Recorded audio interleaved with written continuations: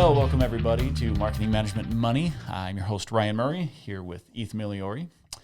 So I want to talk today about interns and internships in your company. And now, by no means am I an expert. I doubt that you are an expert. However, we've both had several interns that we've worked with in different capacities. Some I've been the direct supervisor, like I have overseen that internship program. I've done some interns myself going through college, and then some I've just had the privilege of seeing with businesses that I've worked with. And I think it's an interesting enough topic that it's worth talking about. But I want to put a clarification out there before we jump into this topic, and that is that there are millions of interns out there. Every single one of those experiences is going to be different. Yes. So it's impossible for us to say, this is how to do an internship correctly. This is how, what to avoid. Now, there is some of those things that we can point out, some do's and don'ts from our experience.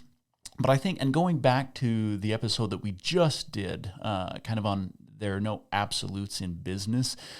Great episode. So if you didn't catch that, it was just the last episode that we did. And we talked about how just because something works for one business doesn't guarantee that it will work for all businesses. So you got to have, some flexibility. There's going to be some fluctuation in your business. But with that, I just think there's enough businesses out there that are looking at interns.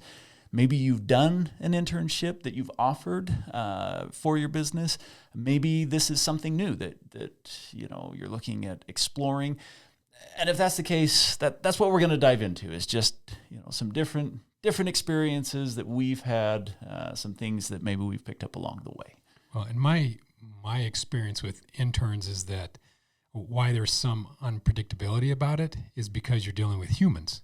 Okay. Just like an employee, you're dealing with a human. And so we can structure some things, which is what we'll talk a little bit about, but you got to keep in mind that you're still dealing with humans, and you never know what you're going to get sometimes because of how they think, how they react, because they're raising, their backgrounds, their ethnicity. I didn't even get that word out. Ethnicity.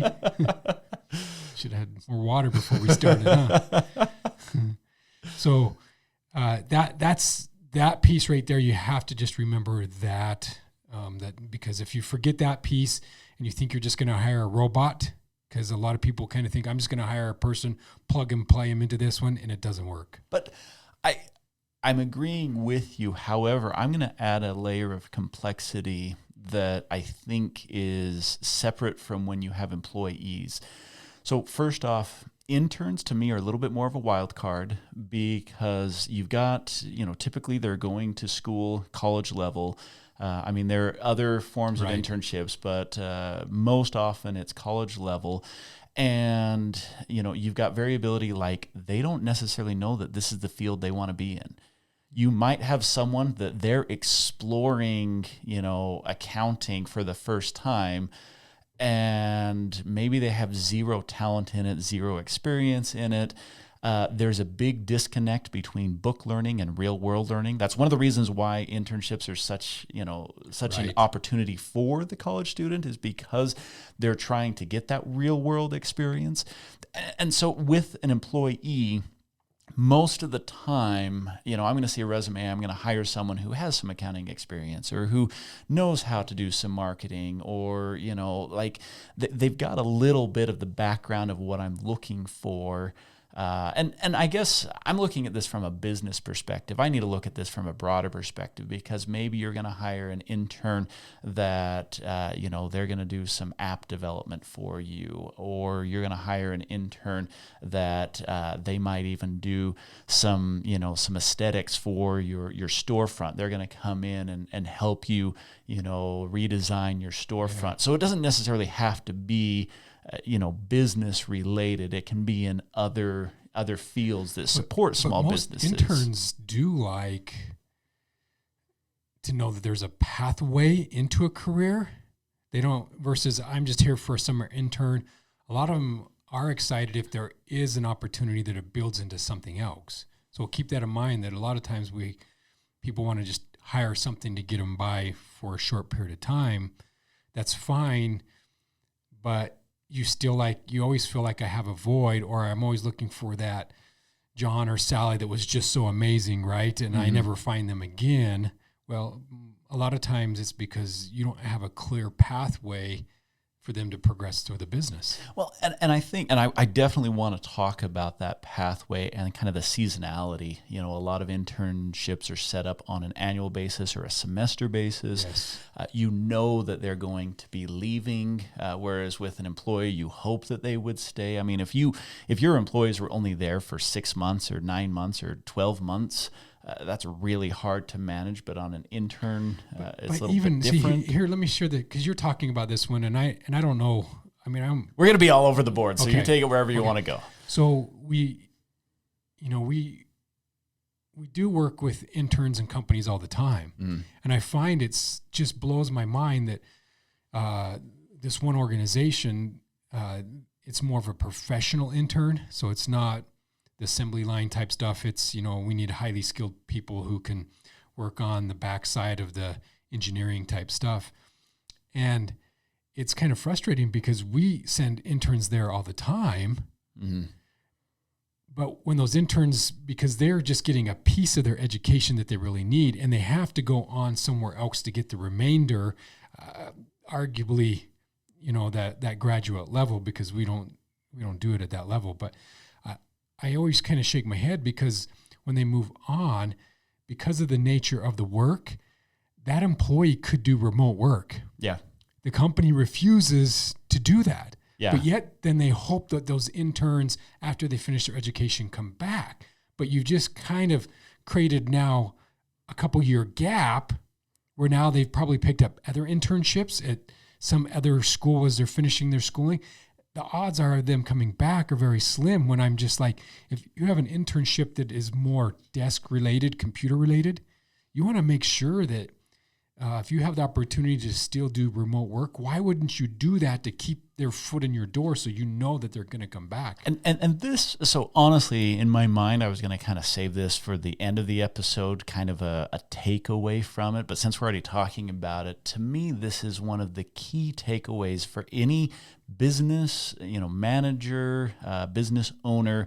If you're going to do an internship, if you're going to hire interns, you should have a pathway already laid out before you ever go and talk to the university. You should know, is this internship, does it have a foot in the door for your company? And it doesn't have to, but you should be clear up front if it does or doesn't. You should also know, what does that foot in the door look like? Is it, do they have to work their way ground up into a bigger position, or are they going to fast track it because they've got, maybe an advanced degree that other people in the company don't have? And then you should know, like, are you going to offer remote work? Are you looking for someone who wants to get into this field, or are you just trying to fill a little void for a time being? And all of these things, I see far too few business owners that think through the internship. They usually just kind of start talking to, a university advisor. And you're absolutely right. And a key thing that organizations can do is, because there are, from a federal designation, there's a lot of apprenticeships. Okay. And sometimes we confuse apprenticeships with internships. They're different. But with those federal apprenticeships, what's really nice is they're very structured. Okay, they say you have to do A, B, C, D in order to meet the qualifications for that apprenticeship, so that they get that designation when they're done. From apprentice to a journeyman generally is the terminology. But when it comes to internships, though, that model, or thinking that, hey, that structure that they create for an apprenticeship is a lot of times a really good model to follow for internships, because it lays out some criteria of things we want to accomplish, tasks we need to do, skill sets they need to acquire, et cetera, et cetera. And now, just as you're talking about laying that out from the beginning, you've done that, and there's no question about it coming into it. You know whether they're progressing the way they should. You know whether or not you want to find ways to retain them. Yeah. Right? Yeah. Because it's laid out and it's real clear, and it sets good expectations for those employees of, these are the things you're going to learn while you're working with us. not just you're here to fill a gap. We want you to be contributing in these ways. And I think, so two thoughts came to mind when you were talking about that in this, this little package of internships right here, because there's a lot to unpackage in talking about this. But the first thought that I had was, just because you have a plan, you need to share some of that plan with the intern. Yeah. You don't have to share all of that. If you're testing the waters with them, know in your mind whether this could lead to something, but you don't have to tell them that, oh yeah, well, this will be your foot in the door and we're gonna fast track you. You can just tell them, okay, we're gonna try this for a semester and we're going to see how it works. And, and then in your mind, what the options are depending on how well that intern performs. The other thought that came, and maybe this shifts gears a little bit, is, when business owners are structuring internships, a lot of times they get a little bit too rigid, and they're just like, oh, well, I have to come up with, a learning criteria for this person, and, I've got all this responsibility. No, you just have to give them an environment where they can test some skills and learn some skills. Like, you need to stretch an intern. Don't put them, somewhere where it's just real entry-level basic work that doesn't, advance their skill set. And that's a classic example, though, because if I bring in a student as a graphic designer to work on some website stuff for me, right, Mm-hmm. and I bring them on, and then I have them out on an assembly line, they're not going to stay, Right. So that point that you bring up is just dead on. That when I bring in someone, I want to bring them in that field of study that they're in. Well, and I even want to get more specific here, and we'll stick with the graphic design example because I think it works really well. If I bring in someone who, they're going to school for graphic design, they've got some ambition, because there's a lot of people who, they're pretty talented at doing sketches and things like that. But to dedicate 4 years of my life to really honing in my skill set, and if I bring them in and all I want them to do is Facebook posts, they're going to get bored real fast. They're going to get bored. And even though that's graphic design, it's like, well, yeah. I'm like, well, you could go on Canva and, produce a Facebook post. And there's nothing wrong with having them do that, but you need to just give them opportunities. And a lot of times when I'm working with an intern, I'll give them something that I don't even necessarily need done, but I'm kind of curious about. I might say, hey, redesign our logo. And maybe I have no intention of actually updating my logo, but by giving them something a little bit more creative to do, and I can keep those files on record, and I can say, hey, here's something, we never implemented it, but we had an intern, we used them, and you can also test their skill set, kind of test the metal, see their breaking point, because maybe they're limited to Canva design on Facebook. Well, and another, just recently, another faux pas I find with internships is someone saying, hey, I need an intern. And I'm like, okay, great. What are you paying? Oh, I have to pay them? Yeah. Sorry, college students are starving and they need to eat too. Yeah. So I just have never been able to have an intern who was willing to work for free for very long at all. I would agree with that. I don't think you need to pay them current market rates for those positions, because that's part of that reason of why you have them, is to get that experience. But also don't look at minimum wage. I agree there. Because most internships are professional or semi-professional positions.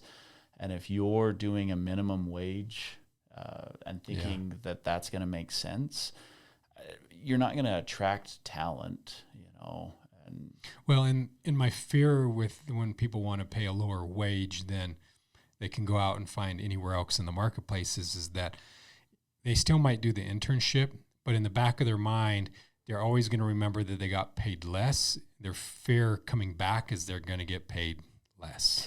Well, and if you have any desire for retention, they're looking at this, they're like, Yeah. oh, hey, they were generous on the internship, so this is the type of company that I can have a future with.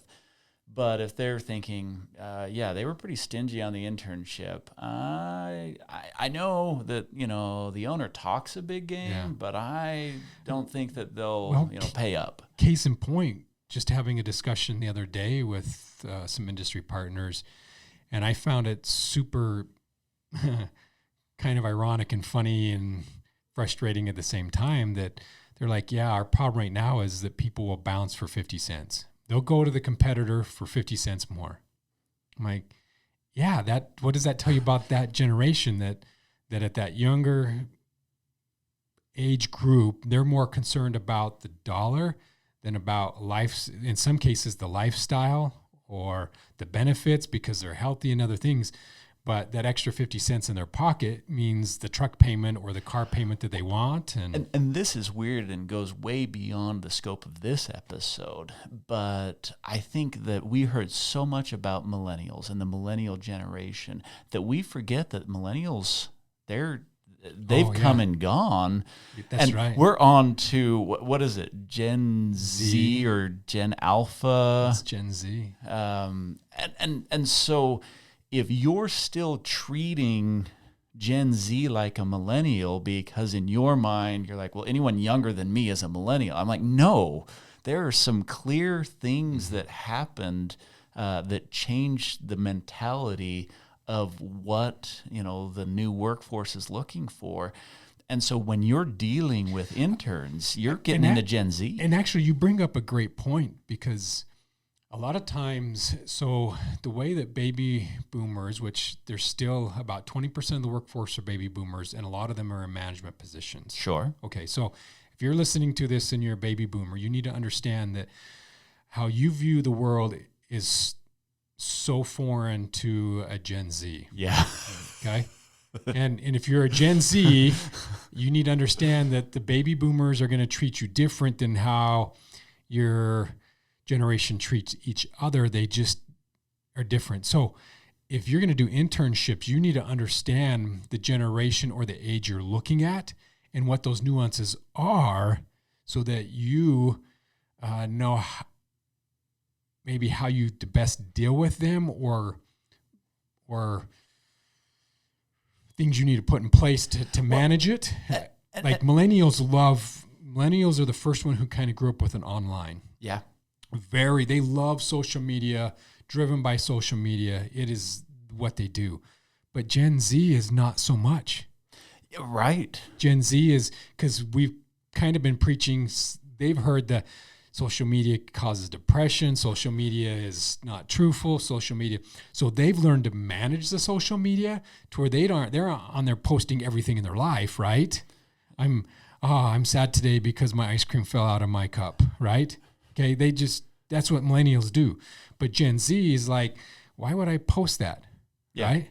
That they're not driven by social media anymore. They don't have to have their phone in their hand, where it's more common to find the millennials with their phone in their hand. They just love it. And it's interesting. So if you're putting a post out there for a job, then you're going to get a broader spectrum of generation applying for that job because they're looking at the skill set, the pay, different things.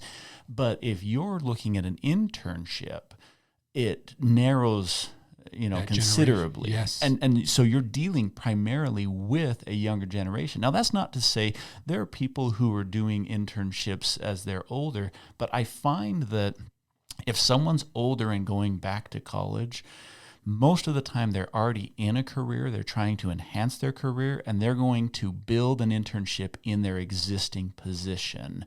And so it's a totally different internship as opposed to you going out, working with the university, bringing in, young college students.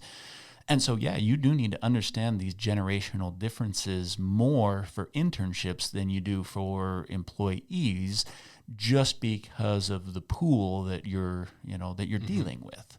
Yeah. Another thing that I think is important to realize when it comes to internships is that as you engage with those individuals, if you have a good partnership with the university can become a huge, or college or junior college or tech school. Sure. I'm going to just categorize them into that university, so don't read too much into that. But, Right. Because most of those higher ed institutions will work with you with internships. But there's opportunities where some of those universities will cover insurance, will allow them to get workplace education credits so they can get elective credits while they're doing it. So if you do it right and you form the right partnership with that university, there's some benefits that come from having that tie to that university that makes it more advantageous for you and that intern as you go through that skill building experience for them. Yeah. And that goes back to what we were talking about earlier, is the planning piece. Do some homework on the front end. It'll make a much better experience for you and the intern as you go through the process. Talk with the university well in advance, find out what they offer. And it's different, certain universities have specialties and, different pools, different levels of competition. Who are you competing against? Right. And in most cases, they're able to provide 3, 4, 5 names that you can actually interview to see, hey, who's the better fit? Because if their skill set's the same, then I want someone who's going to fit with us, with our culture and other things, so that it's not so conflictual. Well, and with that, this is what's interesting. If you want a bigger pool, you got to decide, are you willing to accept remote?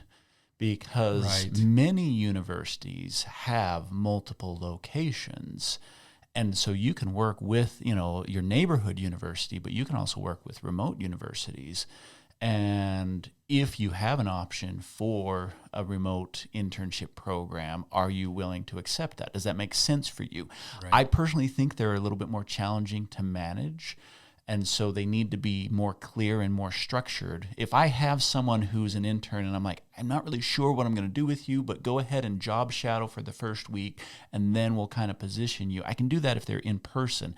I can't really have them job shadow if it's remote. And so, if I've got a good task-based type position, we're talking about that graphic design, I can do graphic design remote. I don't have to have that person sitting next to me.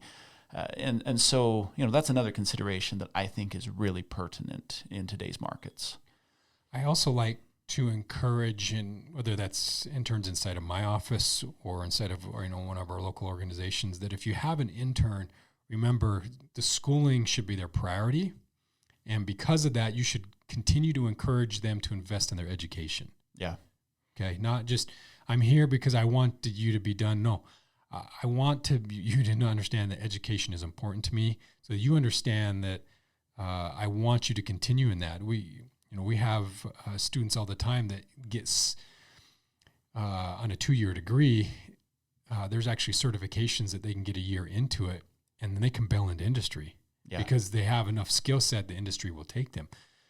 But it's also interesting that if they'll stay in school while doing an internship or an apprenticeship, for that additional year, it's the difference in $5-6 an hour in pay just because of that additional education. Sure, yeah. And employers, and a lot of times, want that additional education, or you should want that additional education, because if you want to build a leadership team, you need to have them versed in other skill sets that come from that additional education that you usually don't get from workplace experience. And so I'm going to chase the squirrel for just a minute, because I see this all the time. I said we can go wherever we want on this one.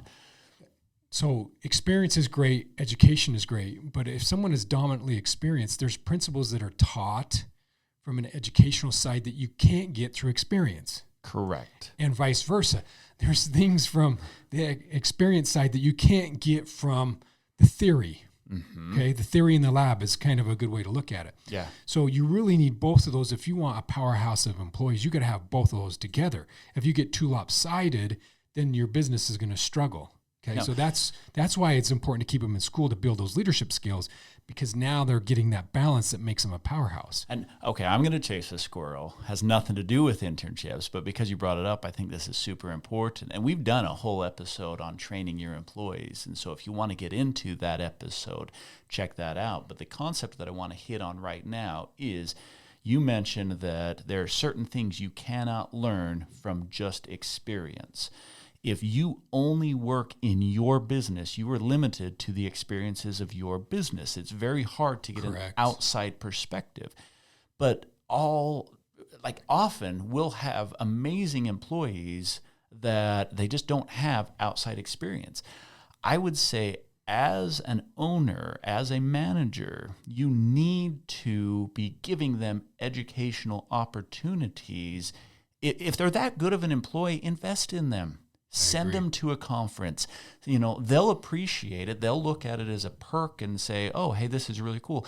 In fact, I've seen a lot of employees that will accept opportunities like education, travel, networking type opportunities as an offset to compensation.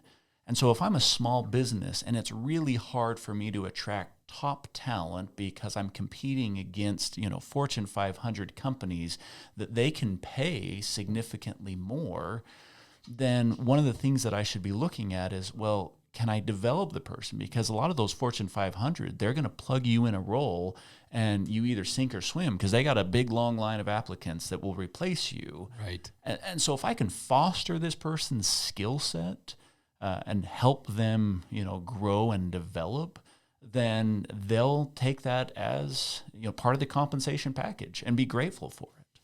Yeah. Another factor I think is important to keep in mind is that an intern needs to be treated as an employee. We too often, it's an intern. In the movies, go get the coffee. Yes, exactly, right? But I find that the more you treat that intern like an employee, the more productive they are, the more likely they want to come back after their schooling's done, et cetera, because they had a really good experience that they felt appreciated while they were there, even though they were in a peon job, for lack of better words. Yeah. So I want to go into story time if we can. Okay. Because I have a funny intern story. So the way that I got into small business consulting is I actually I got my degree in entrepreneurship. I got an MBA in entrepreneurship, and that kind of opened the door for me to really start working with some small businesses. Okay, 2 stories here. Story number 1 is, as part of my MBA program, they told me that an internship was required. Oh, really? Yeah. And I'm like, good for them. I'm going into entrepreneurship. How would I do an intern? Do you want me to start a business? Because I don't have the time while I'm going to school to start a business. And there were no internships that made any sense. And so I actually started just making my own internships. And what I did, and this is what kind of got me into small business consulting, is I went and found small businesses and I just said, hey, I'm a college student. I need some experience. Could I help you out? And a lot of small businesses are strapped for help, right. And they're just like, yes, this is great. Sometimes it paid, sometimes it didn't. The funniest one was there was this guy that I ran into, and he had a really cool concept. And I'm going to keep the specifics off because right. I don't want to. I'm not sure if he's still working on that concept. This is a number of years ago, but don't find out the hard way. Yeah. So anyway, he had a really cool concept, but he just didn't have a support team around him. And so I said to him, like, hey, I'm looking for an internship. You look like you need some help. Can we put something together? And he's like, this would be fabulous. So I start working for him. He paid me $12 an hour. Which as a college student, I was very grateful for that $12 an hour. That made my wife a lot happier to have me gone. She's like, at least you're getting something for it. So anyway, after like a month of working for him, he started calling me the CEO. I'm like, hold up. Okay. I'm flattered that you think I'm doing a good job, but not your CEO. I'm an intern trying to gain some experience here. So, but this is, so after college, I ended up actually working for Utah State University as a business consultant. They hired me on to oversee their small business program. And when I was there, when I first started out, I don't remember if I went to the administration or they came to me, but anyway, it was decided that an internship within this would be great. And so I put out a notice that, I was, doing an internship program. It was a paid program. And I actually got 4 applicants, and I looked at them and they were all great. I was excited about all 4 of them. And so I went to the dean who oversaw the program, and I said, hey, I've got 4 applicants. We need to narrow it down. And he's like, I've got enough budget. Let's just hire all 4 of them. Wow. Are you for real? And he's like, yeah, they're all students here. We're trying to provide quality internship opportunities. And so he said, yeah, let's do it. So I ended up with 4 interns, and I'm like, what am I going to do? And it turned out to be an amazing experience. I still actually keep in contact with most of them. Yeah. And so they all went on to have really cool jobs. I actually, one of them, I advise with him on this podcast.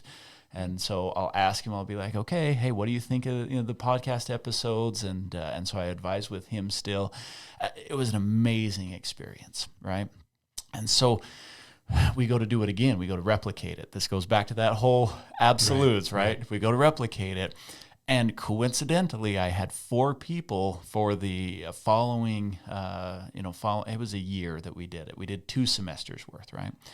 And so for the following 2 semesters, I had 4 people that applied, and I'm like, worked last time, let's hire all 4. I ended up firing 3 of the 4. The one who stuck around, I did train her to be my replacement. She actually took over that office when I went on to another position, and so she turned out to be great. But the other 3, I ended up firing, and so this is one of the points that I want to make with this story. Other than it's kind of a funny story in my mind, you can fire interns. People think they're stuck with them. And you'll get bad interns, especially if you do it for a while. Interns are a wild card. They tend to be really good or really bad. There's not a lot of middle ground. Because I find the ones that are good, they're committed to their education. They're really trying to do something, and so they're go-getters. They're ambitious. They're smart. And the ones that are bad are the ones that are like forced into an internship program, or still, they're going in. Their degree is business, but they decide they want to go into sports medicine, and so they hate what they're doing. Right. So anyway, I fired 3 of the 4, and I remember going and talking to the dean and saying, hey, we've got a problem. And he's like, well, then fire them. I can do that? Because I didn't think I could. He's like, if they're not working out, if they are not doing the job they're supposed to be doing. And I mean, I had some pretty tangible stuff. It was, like failing to show up, like saying inappropriate things to clients. There was some pretty tangible stuff. It wasn't like, oh, I just don't like this person. It's like, I haven't seen them for 2 weeks, so I don't even know if they're going to school anymore. Right. But that you bring up some good points in those stories, and that is that I think students as interns, they need some structure, meaning here's the hours we want you to work, but it needs to be flexible enough that it can work around their school schedule. I can't say, hey, I need you from 8 to 4. Well, wait a minute. I have a classes from 10 to 2. Mm-hmm. It doesn't work very well. But also, when you talk about, I forgot my thought. Sorry. I'm sure it was amazing. But I do want to hit on that flexibility, and going back to something, you mentioned it, but I don't feel, well, there was one point that I wanted to bring up, and that is understanding that their education does come first.